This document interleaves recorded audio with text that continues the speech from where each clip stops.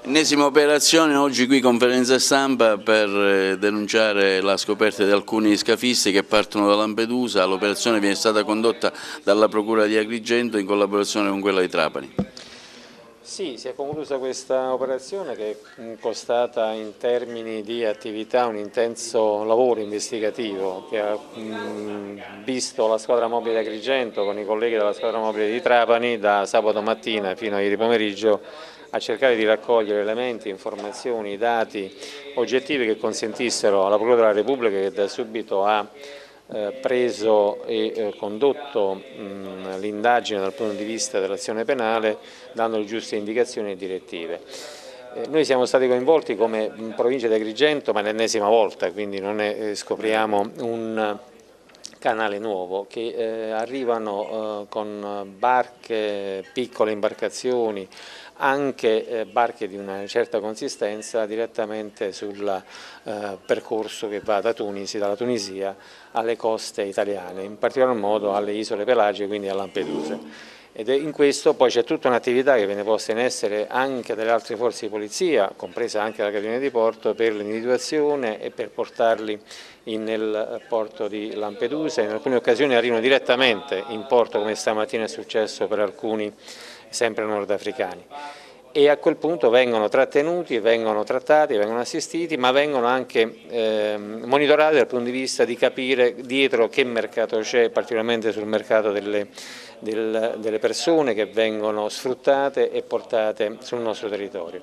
La Procura della Repubblica ha avuto questa notizia, insomma, ha delegato alla squadra mobile di Agrigento di andare a Trapani e insieme agli altri colleghi di sentire queste persone. È stato un lavoro lungo, faticoso, anche con l'ausilio di interpreti per cercare di capire le sfumature da parte di persone, in una situazione anche di intimidazione, quindi di paura rispetto a ciò che raccontavano, e questo ha consentito di avere un quadro probatorio nei confronti di 4 persone con i vari ruoli, insomma, di responsabili dell'imbarcazione, di conducenti, di persone che stavano lì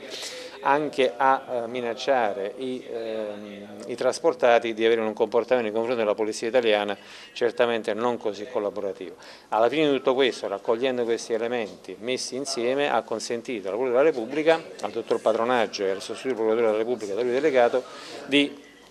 emettere dei provvedimenti di fermo sulla base di questi indizi, che sono stati eseguiti nella giornata di ieri sera e sono stati associati al carcere di Trapani e saranno in attesa adesso poi della convalida da parte del giudice di Trapani e del dibattimento che ci sarà sicuramente poi sempre a Trapani. Quindi c'è una modifica da parte di queste organizzazioni nel eseguire, diciamo, nel mandare via queste persone, prima grosse imbarcazioni, ora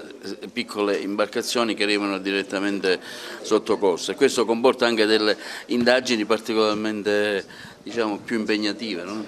No, l'attività di monitoraggio delle coste e del mare è continuo da parte non solo delle forze di polizia sul territorio, quindi per quanto riguarda Agrigento e per quanto riguarda anche Lampedusa, io parlo di tutta la costa. È altrettanto vero che in mare c'è un dispiegamento di forze navali, della Capitaneria di Porto, della Guardia di Finanza, e anche dall'alto ci sono velivoli che controllano il tratto marino che ci divide dall'Africa. Certo è che il mare in condizioni particolarmente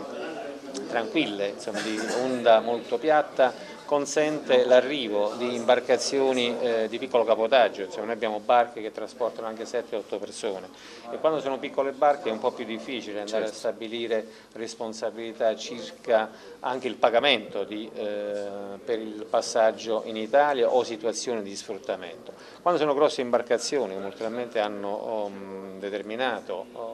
il coinvolgimento di più persone, quindi anche uno sfruttamento di persone in stato di bisogno, è chiaro lì vengono attenzionate maggiormente da parte nostra e in parecchi casi, come l'ultimo, ci sono risultati positivi, ma questo non trascura il fatto che in questo preciso istante stiamo monitorando altre situazioni di altri arrivi che ci sono stati sulla costa agrigentina, trasiculiana o anche stamattina a Licata, per esempio, è arrivata in imbarcazione, o anche ancora sulla Lampedusa, perché malgrado questi spostamenti che comunque comportano una organizzazione sulla quale Agrigento è ben provata, collaudata da oltre un quarto di secolo, comporta uno spostamento in nave, l'utilizzo di contingenti delle varie forze di polizia perché in sicurezza possono essere portati a Porto Empedocle e poi trasferiti presso i centri per l'eventuale poi rimpatrio in Tunisia secondo gli accordi governativi che ci sono tra il nostro Paese e la Tunisia.